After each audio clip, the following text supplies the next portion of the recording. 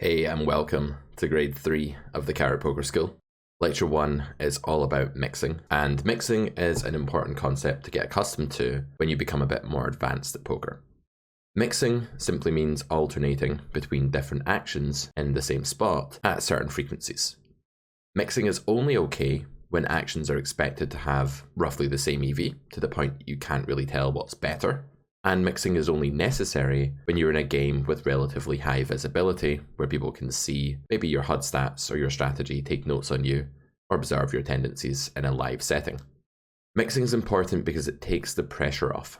Rather than driving yourself crazy by thinking, should I bet here, should I check? If you can identify the spots in which the baseline suggests that either play is okay, not only can you deviate very easily by identifying some factors that might make one play better than the other in reality, but you can also just feel confident and content that by using an RNG or some alternative means, that you can take either option without too much worry. Today, we're going to start by looking at facing bets and mixing between the options of call, raise, and fold. This means identifying hands that are mixes and hands that aren't, trying to learn when are actions pure and when are they just optional, but also looking a little bit at frequencies, and as this is grade 3, how to put together a bit more of a succinct and precise strategy that allows for minimal counter exploitation on our opponent's behalf. So let's get started. We're going to begin with the turn, call, fold, and difference point in the following situation. This is a big blind versus cutoff matchup, single raise pot. Big blind checks and cutoff decides to bet all of their range for 33% pot, which is an okay strategy. You could also bet just most of your range for 33% pot, or you could bet a bit less of your range for a larger sizing. That would be okay as well. 7 of diamonds turn comes, and we check and face a B75 barrel. A very common and standard sort of line.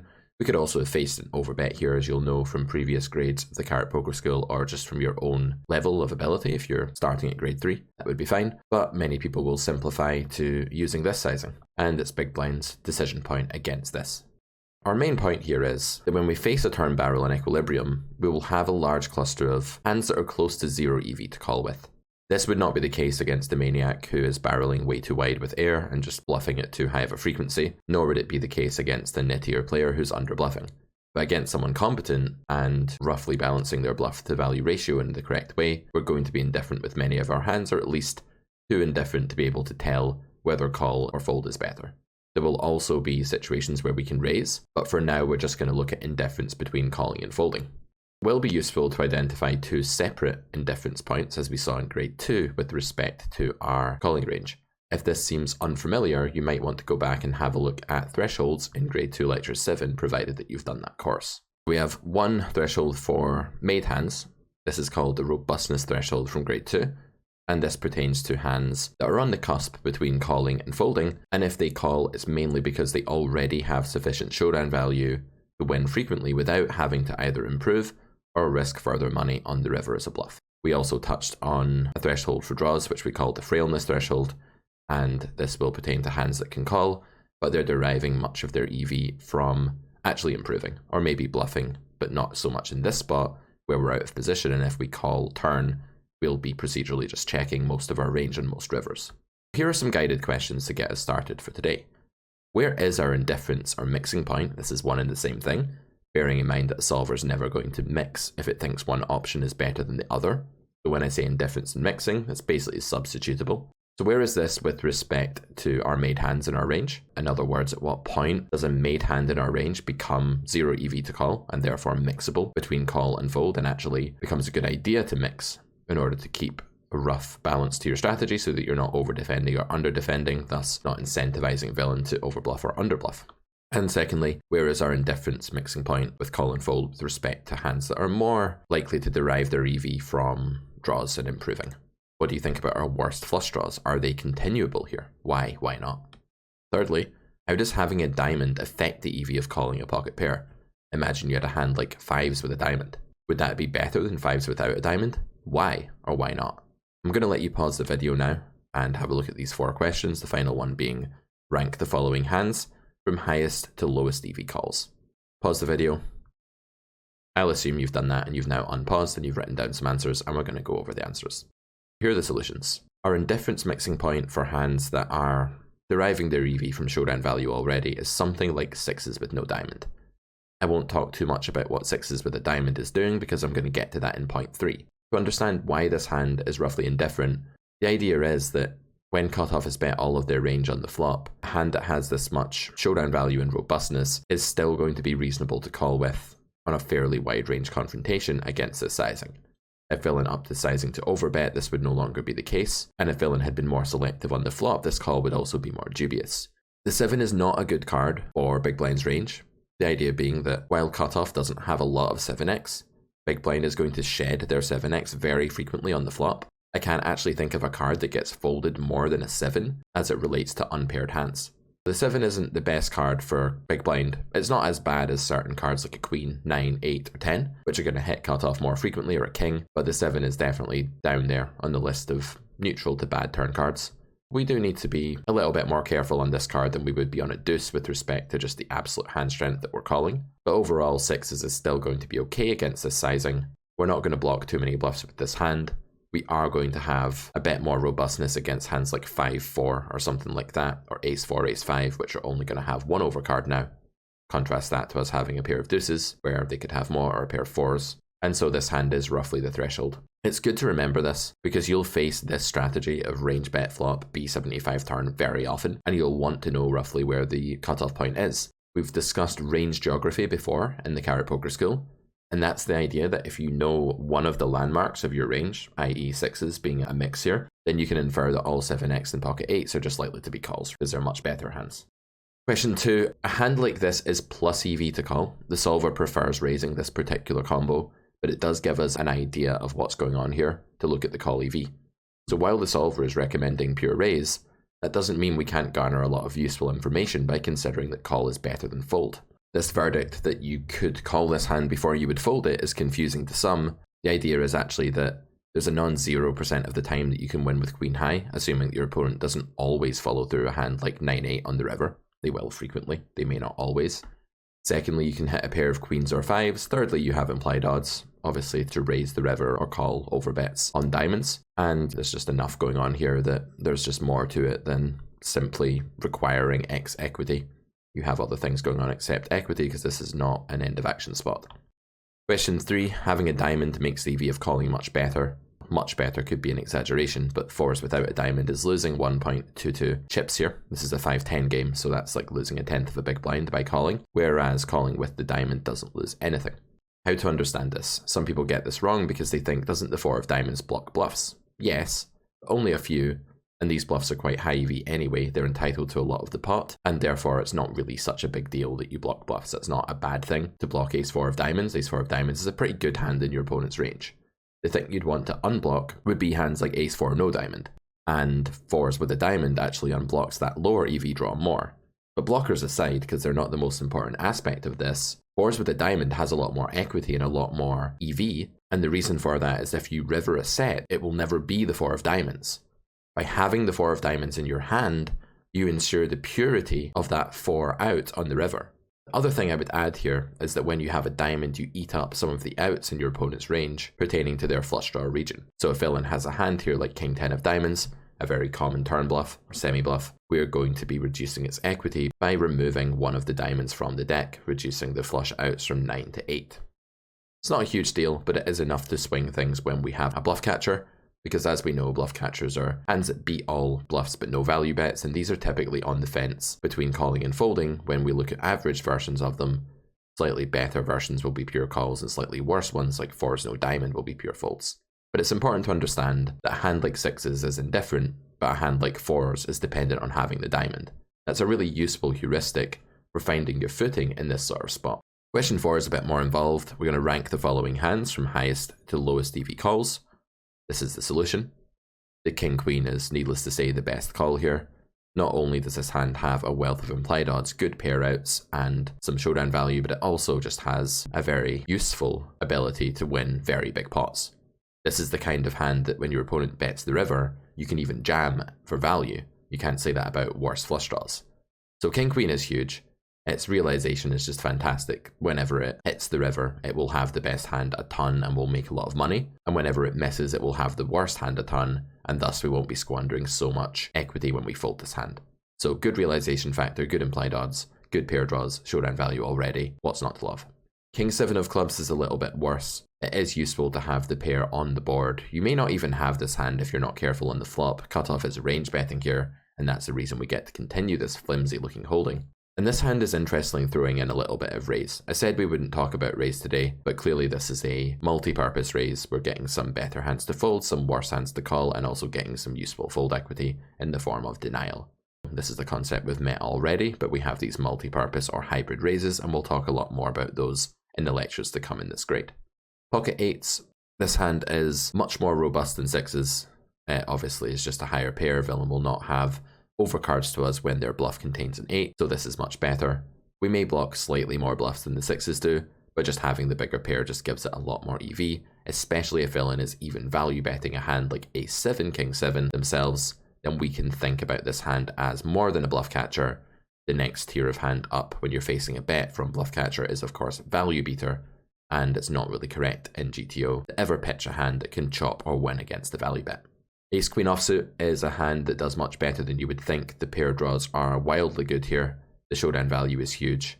There's a lot of domination possibilities that villain is just bluffing dominated cards like Ace 5, Ace 4, Ace 10, Queen 10, King Queen, etc. So hitting the river here can pay dividends because our opponent can value bet. We can raise on non-diamond pairing cards, sometimes depending on their sizing, or just call, and we can make more money. So Ace Queen is an implied odds drawing hand that's also robust enough to not need to bluff if it misses. 6s is a hand that we saw earlier was mixing, but with the diamond it's a pure call. It's entitled to 2.8 chips when we have the diamond, but 0 chips when we don't. Again, this is due to removing outs from diamond draws and also having a purer ability to hit a set that doesn't get tainted on the river.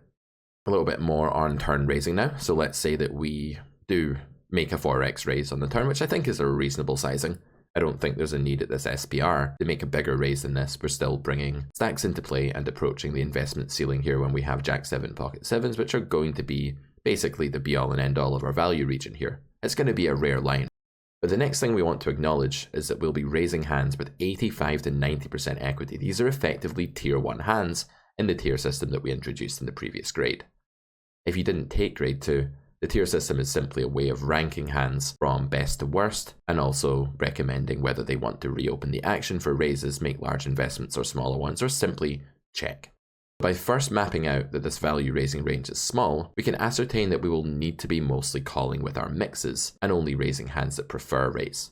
The idea here is that if you start raising flush draws that actually don't mind whether they raise or call and you do it all the time, you're going to be over bluffing, even though those hands have quite a bit of equity, because the value raises in your range are so few and far between.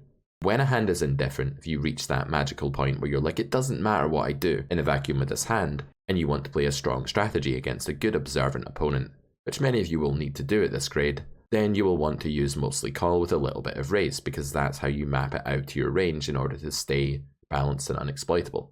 Poker and EV are a lot to do with things that have nothing to do with balance. Your EV is mainly derived by just the raw equity of your hand and what happens when you take an action against your opponent's range. But when things are equal, that's where the luxury of balance comes into it. I like to teach my students that balance is something you get to do only if you don't prefer one line to the other. Otherwise, it falls by the wayside, and quite rightly so. Here are some guided questions for this spot. Firstly, what will be some hands that are indifferent to raising and calling? This time we're going to pause the video after each question, so have an attempt at this one. Assuming that you've done that, well, a few examples that I came up with here, or the solver came up with and I referenced, are Jack 9 of hearts, for example. This is quite surprising, right? What is going on here? When you have the top pair that has this low kicker, you're going to benefit a bit more from fold equity because your opponent's going to be bluffing 2 overcards, and getting that fold equity is going to be worth quite a lot. That's not the main reason for the raise. The other reason for this raise is that villain is probably going to be folding some better hands, believe it or not, because we're mostly reducing Jack X to just being a bluff catcher, as long as we do this very sparingly.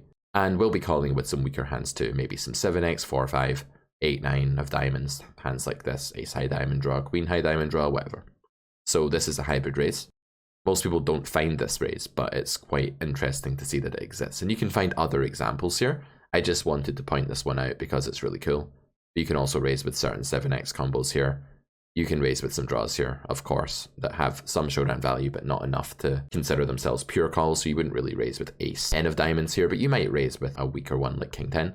that can go either way, call or raise. Then when you get down to sort of king 4, you're probably just raising. What will be some hands that are indifferent to raising and folding? So basically 0 EV raises that could also fold. Pause the video, have a think. Assuming you've done that, I think this next batch of hands are quite likely to be something with high equity in the form of draw equity and decent implied odds in EV. Hands that are getting a good conversion from equity to EV due to having implied odds. But they'll also be hands that are a little bit flimsy, their draw's not that nutted, they lack showdown value. Hand that we might consider like this is 9-8. Not quite a flush draw, but certainly has enough going on that if we start bluff raising with it, we don't incur a big EV loss in equilibrium, provided that the fold equity is normal. Against the calling station, this raise is awful. If you think your opponent's incapable of folding top pair here because they just misevaluate how polarized your range is and the bluff catcher nature of that hand, you don't want to make this raise. However, against normal opponents, you want to throw this in from time to time because not only is it just fine, and so there's no reason not to do it at some frequency, but also your range needs to have hands like this that aren't diamond draws because you still want to have bluffs on diamond runouts. This is important. You don't only want to raise flush draws on this turn as bluffs. What I see people do too often here is only bluff raise with a flush draw and then get to the river on a diamond and just never have anything they can bluff with. Because of course they haven't raised enough mediocre hands that they could bluff either. They don't even have a 7 here because they missed that too. The hands that are indifferent to raising this turn, hands that mix raise on the turn, are not just obvious flush draws and sets. There's other stuff going on here too. Polarized raising ranges on the turn aren't just thick value in bluffs, there's a few different categories of raise. I'm going to talk more about categories of raise in lecture 3. Can you find a hand that will prefer bluff raising to all other options? This has to be something with more EV than 9-8, so it's no longer indifferent. And this also has to be something that doesn't have the showdown value to prefer calling. So we're looking at bad flush draws. Not bad flush draws, but showdown valueless flush draws or good straight draws without showdown value. I think the biggest illustrative example of this is the 5-4 of spades. This is a hand that has so much going on that it's a big mistake to fold. It's actually better to call than to fold with the 5-4 of spades. You might be thinking, what? But surely calling isn't plus EV. It is plus EV, but it's not the best play. Because being able to harvest fold equity as well with a 5-high hand is really important, and if you call you don't get to do that because we're not allowing river leads here. Not that they would be a great idea for range anyway. Overall, we have a hand that's doing way too well in EV to fold because the combination of its equity and implied odds and a little bit of pair draw showdown value outs just make it too good to fold. But it benefits extremely highly from fold equity. So try and remember that these high equity, low showdown value hands are going to be the first thing you want to raise in spots where you're facing turn c-bets. 5-4 of spades, really good case in point there. King 6 of diamonds, interestingly, a lower EV hand than the 5-4 of spades. This is quite bizarre. You would think that this hand was doing better. It does have more equity overall, and it is better to call than 5-4 of spades is to call, but this is also a pure raise. The reason that this hand's EV is actually lower than the 5-4 of spades is just that the 5-4 of spades is drawing to very nutted things with most of its outs, but none of King 6 of diamonds' outs are to the nuts. So that's an interesting point. When the river comes the 6 of hearts, the 5-4 of spades is a phenomenal holding. But when the river comes the 8 of diamonds, the King 6 of diamonds is going to lose massive pots from time to time. That's the main difference. That said, King 6 of diamonds is still going to be a pure raise here because it's got very high equity, quite low showdown value, and its draw is to quite a nutty holding, so building the pot in the form of gaining fold equity by raising is the right thing to do. If you make this draw a bit weaker, it may become closer to 0, but still a pure raise, and if you make the showdown value a bit bigger like King Queen, you're probably going to mix some call in with raise as well. How big a mistake would it be to raise a 7 of hearts? What do you think, guys? Large blunder, small mistake, or not a mistake at all? The answer, if you're ready for it, is not a mistake at all. Why is the solver hardly ever doing something that's not a mistake? Because it doesn't have the freedom to just raise whenever it wants here with these mediocre hands. If the solver was to lose the plot here with frequency and just raise this hand whenever it felt like it, villain would no longer be indifferent with hands like top pair. They would have very obvious continues. What we want to do is build a raising range which theoretically reduces the EV of our opponent's decent value bets to 0. The only way we can do that is to show some restraint with how often we raise certain bluffs and certain hybrid hands. A7 is not a hand that gains EV by raising. While there's a tiny gain there in favour of call, I'd like you to basically ignore that and put that down to noise and the accuracy of the sim. The main point here is that while this hand doesn't hurt itself in a vacuum when it raises, it would hurt our strategy to raise a hand like this too frequently. For one, it would just make you appear like a maniac, you'd have a super high turn raise c-bet spot, even though you hardly ever have that many good value hands to raise with on the turn, because they're few and far between, repolarizing, meaning you've got to be selective, and you've already raised your 3s and deuces here on the flop.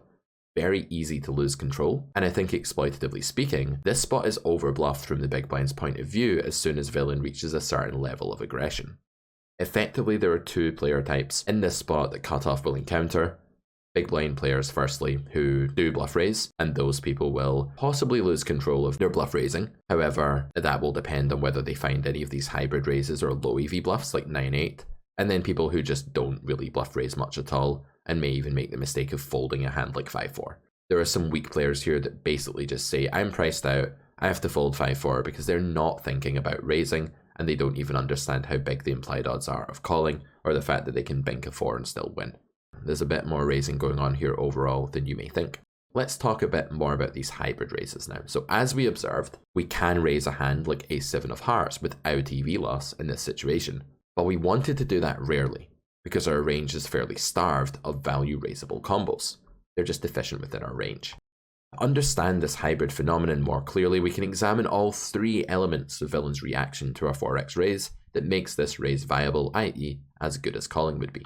Villain can be folding better hands here. It may come as a surprise that Ace-Jack is able to fold, in theory, to a raise on the turn. People have a very dangerously linear way of thinking about ranges in this spot sometimes, where they may cite a reason for continuing, such as Ace-Jack is far up my range.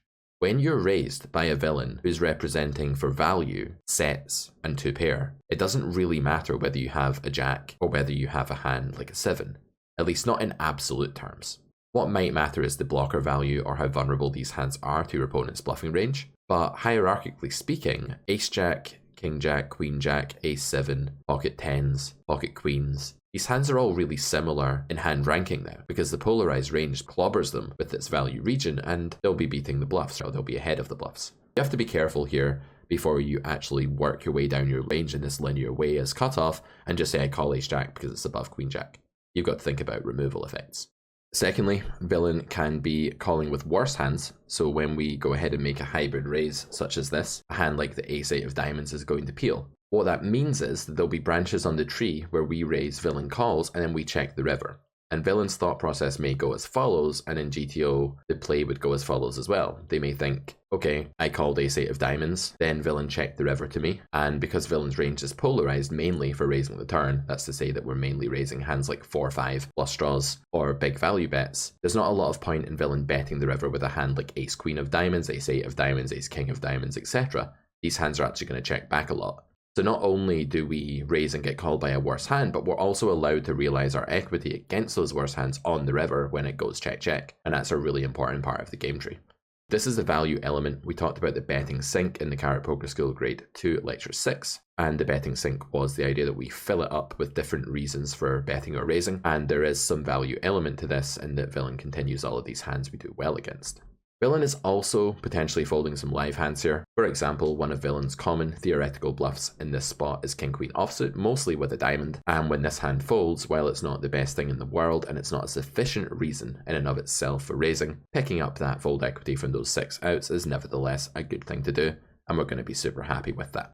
On the turn, the EV of hands compared to their absolute made strength is quite fluid, it's quite adaptive, and you can't just think about a hand as being higher up and therefore a value raise or lower down and therefore not a value raise. Hybrids exist, and they exist because of the very phenomenon that fold equity is useful before the river.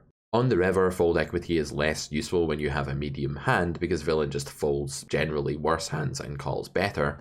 But on the turn, they can call with worse hands, they can fold better hands, and they can fold hands that are live as well, so it's really threefold. So that's what's going on here. This allows a player to call very low showdown value hands, because equity is just fluid like this. It's about improvability, not just showdown value. And also hold some very high equity ones, because Ace-Jack, as we saw, becomes a bluff catcher, because it loses to 100% of our value raises. Make no mistake, a hand like Jack-9, if we raise there, is not a value raise. It's a very occasional hybrid raise. Villain will lose to all of our value bets with a hand like Ace-Jack, King-Jack, etc. That's why those hands are not pure calls here. They're actually indifferent. And a little bit will depend on suits as well. Raising showdown value on the river. Back to this situation, big blind against cutoff, Jack 3 deuce. We have a check call of a range bet. R33, remember, means betting all of their range. We check call as big blind, and the turn is the 7 of diamonds. It goes check call on B75, and then river goes check B75 and raise on the king of spades. Why is this entitled raising showdown value on the river? Surely raising showdown value is a weird thing to do. Well, actually, no. Here we're repolarizing. And just a quick bit of jargon, repolarize means to raise a bet, having condensed your range by calling an earlier one. On blankish runouts like this one, the correct raise candidates as a bluff will often be pairs. And this is down to what we're going to call interference theorem. We had a lot of theorems in previous grades of the Carrot Poker School, and today we're going to meet the first theorem for grade 3. Interference theorem is the idea that when you repolarize on the river, meaning your opponent has made a further polarizing action and you then raise, you're polarizing even more than they polarized, you're repolarizing, you want to bluff with pairs on blank runouts and flush or straight blockers on wetter runouts where flushes and straights are present. What do you think big blind's bluff raises are here, and how often would you mix them when you held one? What low showdown value hands would be bad bluff raises here? This is your quiz. I'd like you to pause the video, have a think about this, and when you're ready, we'll go over the answers. Okay, I'll assume that you have unpaused, and here are some of the answers. The Jack-8 of spades is a fairly good hand for raising here. The idea is that we have unblockers to villain's bluffing range. We definitely, although we beat villain's bluffs, we still want to run into them really frequently because they're going to fold and we want more fold equity. It doesn't really matter whether villain is folding a worse hand or a better hand, although clearly we need them to be folding some better hands to ever bother raising. But when they fold a worse hand than Jack-8, that's good too, because that's another time that we didn't run into their bet call range. And of course, when we're bluffing, like we are here, make no mistake, this is a bluff. The main objective is to not run into the bet call range. This EV difference is noise, that's just based on the accuracy of the sim here, whether we get 8.15 chips or 8.09. But the point is we get a bit more than folding, a bit more than zero, regardless of which investment type we make, and raising is permissible. The reason we only do it at a low frequency, and we're going to look at how to mix frequencies a bit more in a minute, but the reason we only do this at a low frequency is that we don't have a lot of value hands on this node. We have to have purposefully slow played a hand like pocket sevens or rivered a hand like king jack here, or king 7 of clubs or hearts that we floated flop with in order to actually have raises in this spot for value. So when your range is quite anemic when it comes to having enough value raises, you need to mix these raises in sparingly. Even when you have a good hand like this for raising, which blocks a lot of villain's bet calls, villain will want to bet call a jack a bit here, and it'll be mainly like king jack, maybe ace jack, something like that too. But the jack is going to be great because it blocks our king jack, so he'll want to bet call that at quite a high frequency. And 8 is going to unblock their bluffs because cutoff here doesn't have a lot of 8x combos that are bluffing the river. Maybe some 8, 9, 10, 8, but not loads. Much better to have an 8 than have something like a queen here. Another hand that we can raise and do raise really frequently is a hand like 4-3. When you have low cards, they're going to be great for actually blocking sets. Low pairs are going to interfere with the board in the sense that they block sets, which is really fantastic. But what they're also going to do is that this side card, the 4, is not going to be an offensive blocker to villain's bluffs particularly. And the reason for this is that our opponent is actually going to be going ahead and folding most 4x pre-flop. So while there are some ace 4 of spades, 4 5 of spades combos here, we don't see 4 5 off, ace 5 off, we don't even really see queen 4 suited in this position. So the 4 is kind of an innocuous card that doesn't interfere with bluffs in the same way that a higher card like a 9 10 queen or something like that might, or even an ace. But we wouldn't raise a hand like queen jack because although we have some interference here with the jack and that's a positive remover or blocker, the queen is a negative blocker. What the queen is really doing is removing combos of villain's bluffs, and that's not what we want to do. Note that pre-flop, the queen of hearts is just a prevalent card that villain will choose to open, barrel on the turn, and then bluff on the river. The villain has hands like queen 9, queen 10. These will be available in offsuit formats and not just suited ones, depending on how wide they're opening, and therefore that hand is much more negative to hold when you are considering bluff raising. Again, while you beat a hand like queen 10 here, it's still important to unblock it because that hand is not the nuts and will fold. You basically just want to block the nuts. So Jack 8 and 4-3 to summarize, really good interference theorem bluff raises because they block bet calls, the former by blocking 2 pair and a set of jacks, the latter by blocking the set of 3s, and they don't have side cards which interfere with the folding range like the queen jack does. So that's how we go ahead in GTO and craft a raising range on the river. I think exploitatively speaking, a lot of people forget to even build bluff raises here and they just end up always having king jack when they raise.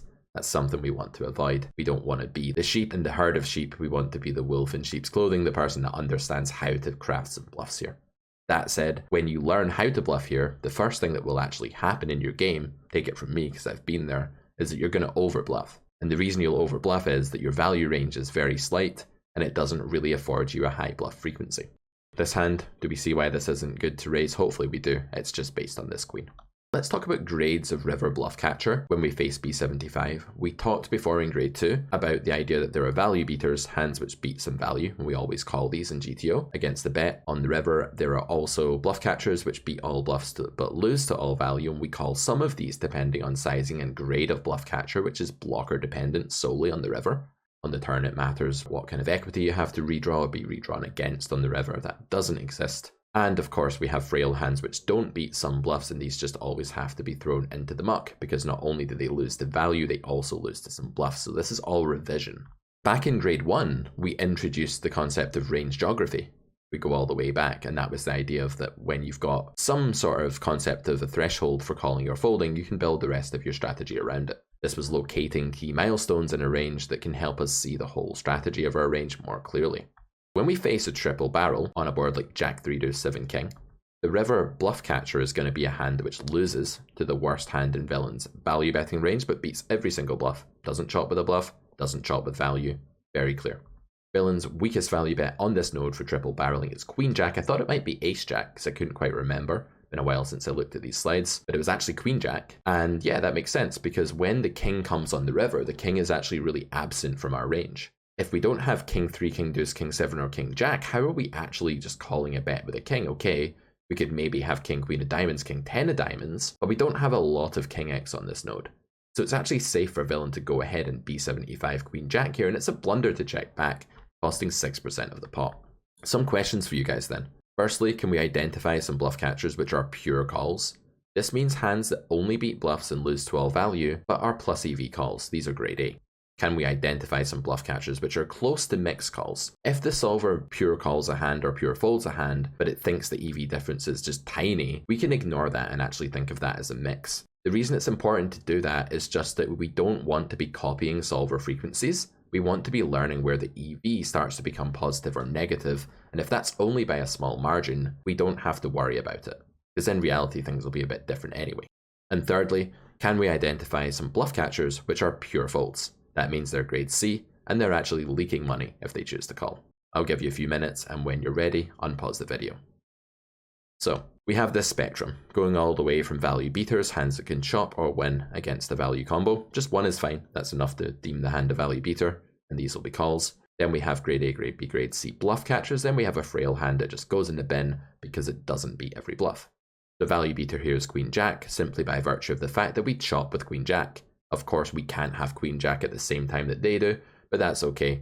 We're going to be chopping with other suits of it and also blocking some value bets. This hand is a profitable call. There's a very good rule in poker that we've discussed in the previous grade, and that is do not fold a value beater unless it's for an exploitative reason.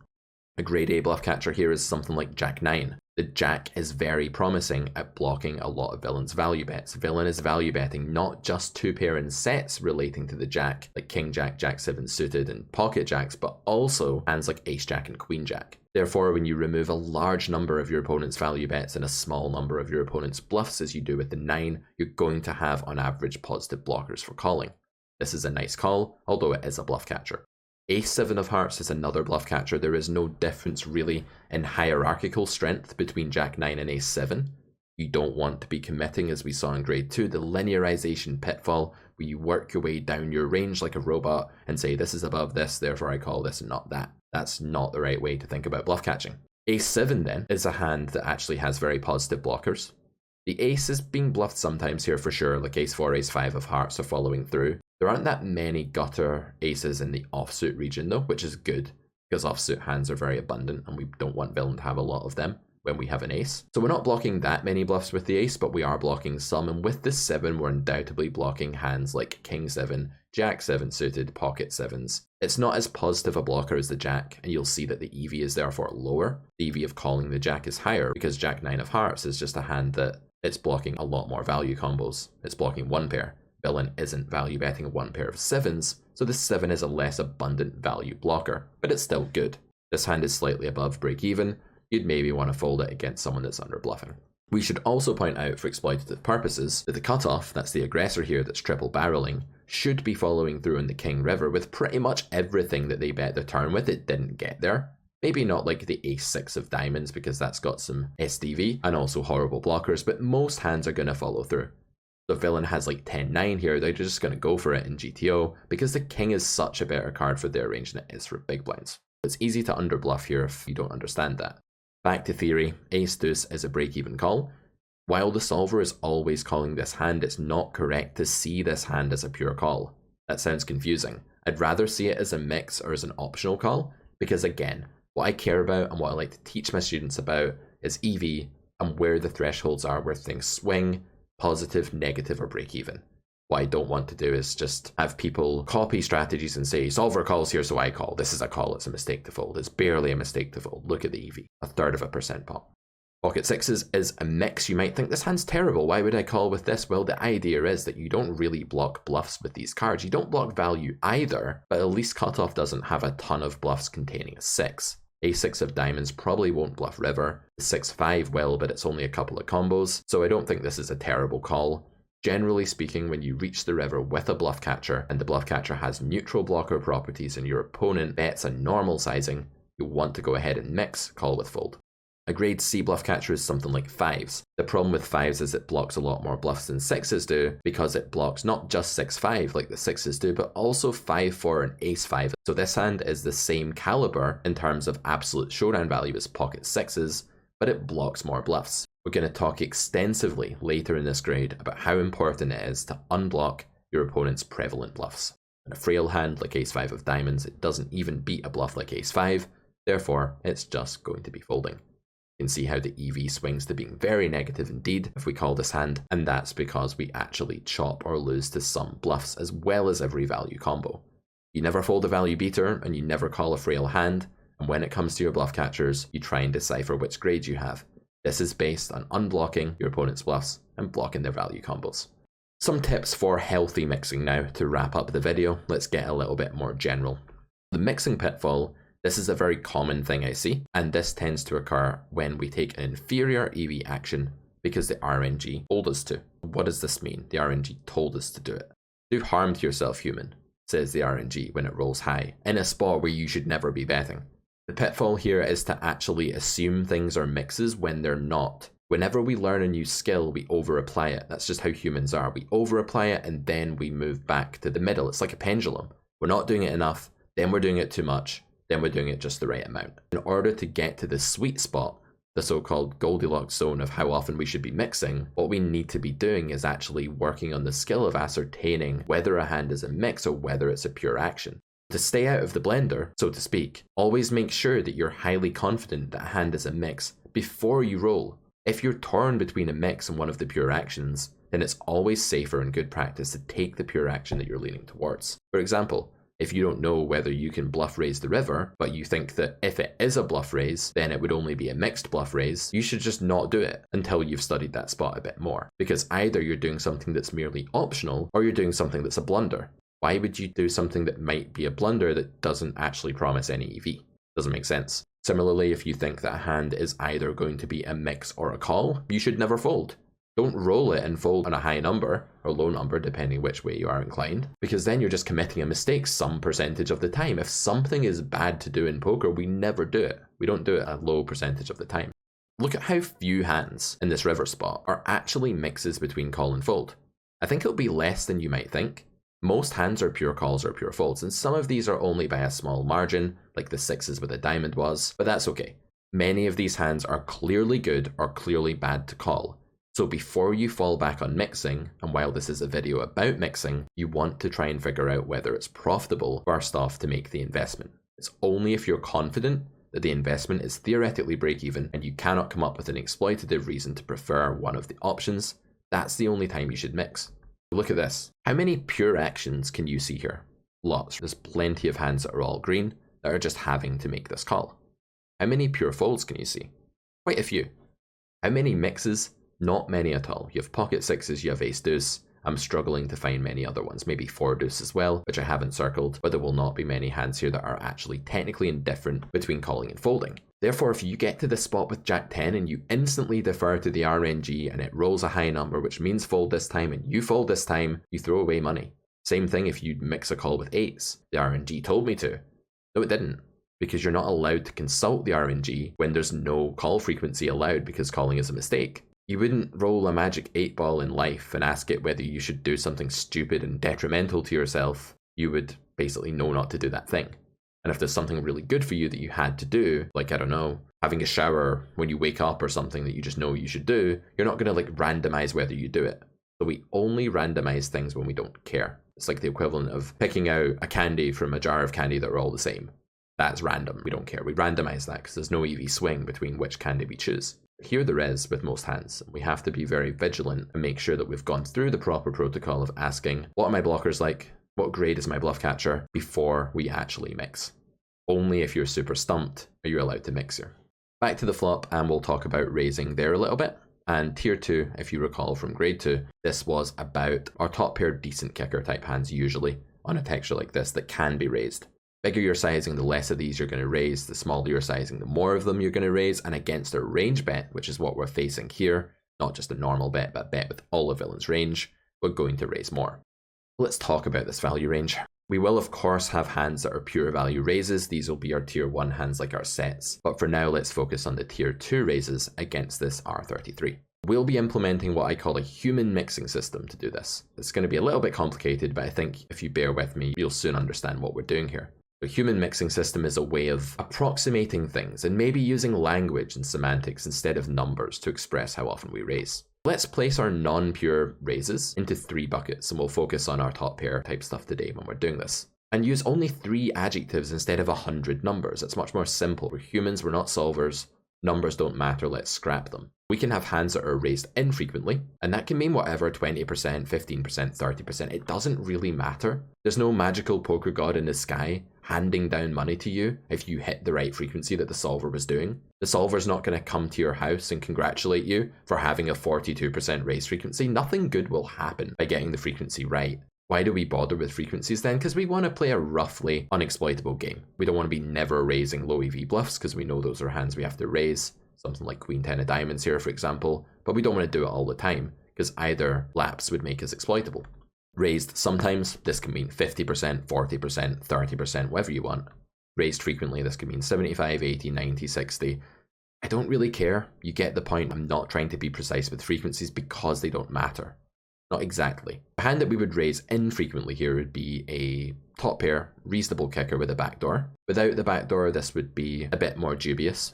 But there's a few different things going on here. We do actually want to get called by backdoor draws as well. So having the 8 of hearts here is in some sense good because we can make flushes, but in another sense bad because we'd like to get called by the ace 8 of hearts. Hands that are raised sometimes could be something like Jack 10. This is a bigger jack without the backdoor, so it actually unblocks some 10x of hearts and clubs that could float here. Queen 10 of spades, King 10, Ace 10 of hearts, etc. unblocked by having the 10 of spades here. That's actually a good thing, and the slightly bigger kicker just makes the hand a bit more... I want to say that our range can tolerate its presence more frequently. That's what's going on. If we were to add tons and tons of Jack 8, we would do more imbalance to our range than adding tons of Jack 10, because our range is roughly polar. We don't want to add loads of medium strength hands. Although, I wouldn't call Jack 8 medium, it's kind of good. Then once we get up to a hand like King Jack, we just raise frequently. How important is this? Not very. In a vacuum, it doesn't matter. If you just call Jack 10 in a vacuum, that's fine. If you raise King Jack, it's fine. If you raise Jack 8, it's fine. It doesn't matter what you do. But what matters here is long-term just having a reasonable strategy. So if, for example, you never raised King Jack but raised Jack 8, your raising range would be just way too weak and your opponent would be able to over-continue against you, especially with like King Queen and stuff like that that has overs to Jack 8 but not King Jack. So it's important long-term to have the right shape of range against observant opponents in high visibility games. And what you don't want to do is exhibit the same leaks that pool exhibits. For example, if you play 50NL online and someone raises you on the flop here, they probably don't have enough Jack 10 or Jack 8, but they might have enough King Jack. That would be what I would expect. So you don't want to inadvertently just fall into imbalances that mirror the imbalances that your fellow poker players are making there, because the astute, aware regs will be ready to exploit those imbalances. One final slide before I show you some homework for this week. So the same thing can be done with bluffs, just as we saw with our thin value raises. Ace 3 of clubs, for example, this is a hybrid hand, and this can do the same thing. When you have a hybrid hand, you usually just want a little bit of raise. The reason that Ace 3 here is going to make a decent raise is that the 3 is a very low pair. This makes the hand vulnerable, it makes the fold equity we garner much more useful than that we would get with something like 8s or 9s, and therefore these hands will raise but pocket 8s won't. Generally, although against range bet, it can be a bit tricky. Can you find a bluff raisable hand for each of these mixing buckets below? Pause the video and have an attempt. Can you find a hand that's raising as a bluff primarily, occasionally, as a bluff primarily at some frequency, and as a bluff primarily at a higher frequency? Queen 8 of hearts. This is a pretty good one for raising occasionally. The idea is that if you load up your range with these combos, you can also call this, by the way, against range bet. Shocking, right? But you have pair draws as well as your straight draws and flush draws that are backdoors. Hitting the queen, hitting the 8, don't disregard these points. They're subtle, but they're important. And this one can raise because it benefits a lot from fold equity. It's got enough going on. Favorability wise, this is the bad world for your range. It's a negative world. Your range is entitled to less of the pot than your opponent's, and that means you have to have some standards here about what you're actually raising. You can't raise Queen 8 of spades, for example, because you'll unblock your opponent's continues and you'll have less equity. But you can raise this hand. You don't want to take that too far though and say, I need a front door draw that's to a straight or better to raise. That's just not true. Hand that's raised at some frequency though is the Queen 6. This hand has more backdoor straight draws than the Queen 8 in the low vicinity here, and it's going to unblock your opponent's folds more. Think about this. Your opponent has more Ace 8 offsuit than Ace 6 offsuit, because they don't open Ace 6 on the cutoff, but they might open Ace 8. Your opponent has hands like 8 9 here, but they may not have hands like 8 6 here. When we think about having an 8 or a 9 relative to having a 6, we can get away with more 6-6 raises, i.e. we don't become exploitable as quickly by adding those to our range, because our opponent has more folds that are unblocked by the 6 than they do that are unblocked by the 8. Kind of a finer point, but definitely worth understanding. And then raise frequently would be like your classic high EV front door hand like 5-4. An important final point here is that it's not better to raise 5-4 than to raise Queen 6. 5-4 is a better hand than Queen 6, whatever you do, but in equilibrium you're indifferent to raising each of them. The EV is the same. In reality, one line will be better than the other, but we don't always know what that is, and so mixing is a good way of keeping our range in check. The way to understand the incline in frequency here as we move from Queen 8 of hearts through to 5-4 of clubs is to comprehend the notion of what your range can get away with. In spots that aren't great for your range, while you can get away with adding quite a lot of high EV draws to your strategy when you're being aggressive, you can't get away with adding lots of low EV draws. You won't become very exploitable by always raising 5-4 of clubs, but you'll become really exploitable if you always raise hands of the ilk of Queen 8 of hearts. Hope that makes sense. Homework task 1. So big blind versus cutoff here, and the flop's King Queen 7, cutoff range bets, which is common, and big blind has a decision. If you have access to a trainer, and I hope you do at grade 3, that could be a universal trainer that's online in a browser that you can use, subscription service for example, or it could be a drill that you're setting up in something like PioSolver or GTO Plus or Custom Solver, and train it 50 times, like literally train facing this c-bet 50 times. And practice. Make sure you've locked your opponent to bet range if possible, although they should be betting most of their range anyway if you give the solver free reign here. Firstly, I'd like you to compose a list of where you made the most common mixing errors. So mixing errors occur when you do something at the wrong frequency, like massively. So you should have a buffer here, so if it's like 2% out, it shouldn't matter. But if you're raising a hand 80% of the time and the solver's only doing it 20% of the time, then that's a mixing error. It's not the end of the world, it's only colored yellow by most solvers because it's not like you drop EV immediately. But long term, you're playing a more exploitable strategy. That's the problem. Secondly, I'd like you to compose a list of any EV losses you made. This is actually where you raise a hand or fold a hand or call a hand that you shouldn't do that with. For example, if you called this flop c-bet with the Jack 6 of clubs, it would be an EV loss because that's a minus EV call. And folding is therefore better at 0 EV. And thirdly, name the thing in-game you, the in-game version of you, has to be more cognizant of. What is it you're doing wrong in-game? What are you constantly forgetting? What's the pattern here that you want to fix? I think this will be a useful task. Even if you don't do it 50 times, try and do it, 20 times. Ideally do this a lot. Even do this for different textures, but I'd love to hear what you guys think about this exercise after you've completed it. So, feel free to get in touch with me or drop on a stream or something and let me know what you thought. Alright guys, this has been lecture 1 of grade 3, and I will see you for lecture 2 where we're going to talk about more mixing, but we're going to be mixing bet and check. So we're not going to be facing a bet, but we're going to have the chance to make one. See you then. Bye for now.